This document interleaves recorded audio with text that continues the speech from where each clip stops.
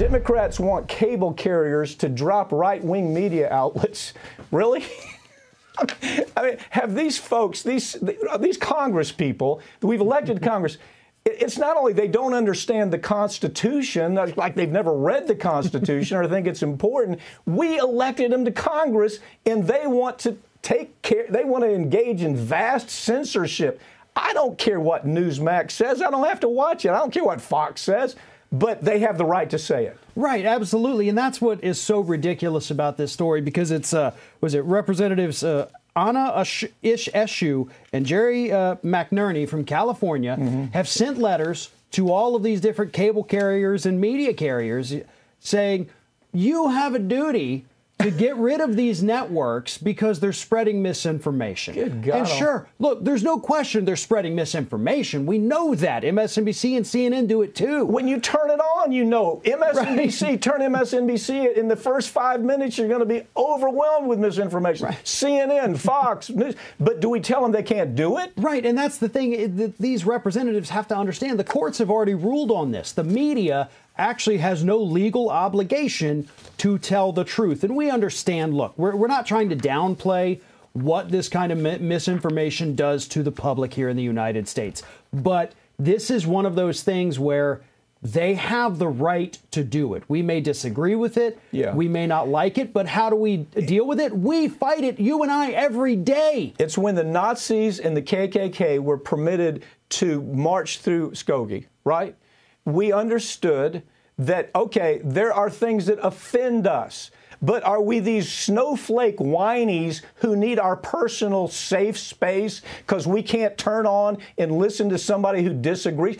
You know, what we have is an entire generation of people who never took civics. They never had to sit through a civics class and understand the importance of the Constitution and the freedom of speech. These bird brains, they're part of it. And this is going to blow up. I'll tell you, if the Supreme Court gets a hold of this, what they're going to do, we're going to see the fairness doctrine again, which is probably not a bad idea. We're going to see expansion on what we're able to do to prevent the type of censorship these congressmen want. Farron Cousins, thank you for joining me, okay? Thank you.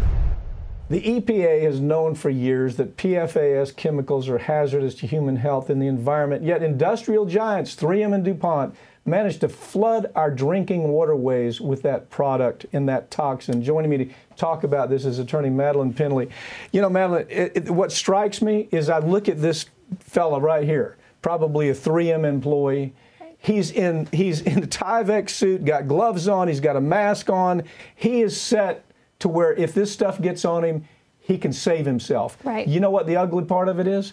This is the same stuff they're putting in our drinking water. Exactly. He's decked out to protect himself, but when it comes to the rest of us, the firefighters that use this stuff, the people who get it in their drinking water, we're not protected at all. And so to back up a little bit, that term PFAS that you mentioned, that actually encompasses a class of thousands of different dangerous chemicals, as you know. So in particular, we're going to be talking about C8 and those chemicals. Also very dangerous. Interestingly, despite being so dangerous, they were used in a ton of different consumer products like Teflon, you're familiar with that, Scotchgard, and most recently, what's called AFFF, or firefighting foam, which is what we're going to talk about today. Yeah, what we found in the trial that I tried up in Ohio was that they had tons of experiments to show that it would cause cancer, it would cause birth defects, it would cause a whole line of health problems that they didn't tell the public. Now, here's what's important. It's in your drinking water now. Exactly. More than likely, if you're in a big urban area, this is in your drinking water. There is no safe level. They say, oh, well, you know, there is no safe level. Right. So they have studies, both 3M and DuPont, going back to the 1950s, saying that this stuff, one, builds up in your blood. You know, once it's there, it stays there. They have studies in the 60s classifying it as a toxin in their internal documents. Didn't tell anybody that. In the 70s, they learned it continues to build in your blood. In the 80s, they went so far as to remove their female employees from the factories because they learned that PFAS exposure could harm their unborn children and, like you said, cause very serious birth defects. And even in the 90s, they learned that their employees were more at risk for cancer development and death than the general population, but they didn't tell anybody. Well, now, DuPont is the case that I tried in Ohio, and the information they had in their files was something they kept secret. Right. You know, and now we're just catching up. If you were to talk to 10 people and you were to say, what do you know about PFOS or PFAS, they don't even know what you're talking about. Right. So the biggest delivery system right now is through, as you point out, AFFF firefighting material, right? Yes. And so the way that works, it's what you think about they use to put out fires in aircraft fires, usually very large, very hot, oil-based fires. You spray the foam on there, it deprives the flame of oxygen, and it does work much more quickly than water would.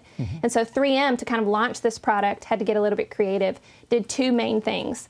One, they pitched this product to the Air Force at a very vulnerable time for our military branches. We had recently had several very tragic events where we lost service members due to flames we were not able to put out in time. In comes 3M with their miracle product. You know, the Air Force picks it up and they start using it all over the country, you know, contaminating water all over the country because they didn't know this was dangerous. The other thing they did was they sold it to airports, just your everyday commercial airports.